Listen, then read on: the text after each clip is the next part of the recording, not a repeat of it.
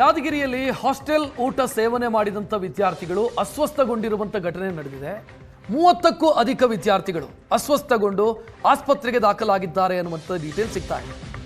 ವಾಂತಿ ಭೇದಿಯಿಂದ ಬಳಲ್ತಾ ಇದ್ರು ವಿದ್ಯಾರ್ಥಿಗಳು. ಗುರುಮಿಟ್ಕಲ್ ಬಾಲಕಿಯರ BCM ಹಾಸ್ಟೆಲ್ನಲ್ಲಿ ನಡೆದಿರುವಂಥ ಘಟನೆ. ರಾತ್ರಿ ಹಾಸ್ಟೆಲ್ನಲ್ಲಿ ಚಿಕನ್ ಚಪಾತಿ ಊಟ ಮಾಡಿದ್ರು ವಿದ್ಯಾರ್ಥಿನಿಯರು. ಊಟದ ಬಳಿಕ ವಿದ್ಯಾರ್ಥಿನಿಯರ ಆರೋಗ್ಯದಲ್ಲಿ ಏರುಪೇರಾಗಿದೆ.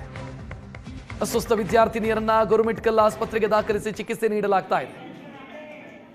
ತೀವ್ರ ಅಸ್ವಸ್ಥಗೊಂಡಿದ್ದಾರೆ ವಿದ್ಯಾರ್ಥಿನಿಯರು ಕೆಲವರು. ಅದರಲ್ಲಿ ಅವರನ್ನ ಯಾದಗಿರಿ ಜಿಲ್ಲಾಸ್ಪತ್ರೆಗೆ ದಾಖಲಿಸಲಾಗಿದೆ. ಇನ್ನು ಮಾಹಿತಿ ಗೊತ್ತಾಗ್ತಾ ಇದ್ದಂತೆ ಆಸ್ಪತ್ರೆಗೆ DC ಹರ್ಷಲ್ ಬೋಯರ್ ಭೇಟಿ ಕೊಟ್ಟಿದ್ದಾರೆ. ವಿದ್ಯಾರ್ಥಿನಿಯರ ಆರೋಗ್ಯ ವಿಚಾರಿಸಿದ್ದಾರೆ. ಫುಡ್ ಪಾಯ್ಸನ್ ಆಗಿರೋದು ಅನ್ನೋದು ಮೇಲ್ನೋಟಕ್ಕೆ ಗೊತ್ತಾಗ್ತಾ ಇದೆ. ಊಟ ಮಾಡಿದ ತಕ್ಷಣ ಇವರಿಗೆ ಆರೋಗ್ಯ ಸಮಸ್ಯೆ ಕಾಣಿಸಿಕೊಂಡಿದೆ. ತಕ್ಷಣ ಅವರನ್ನು ಆಸ್ಪತ್ರೆಗೆ ದಾಖಲಿಸಲಾಯಿತು. 30ಕ್ಕೂ ಅಧಿಕ ವಿದ್ಯಾರ್ಥಿನಿಯರು ಅಸ್ವಸ್ಥಗೊಂಡಿರುವುದು.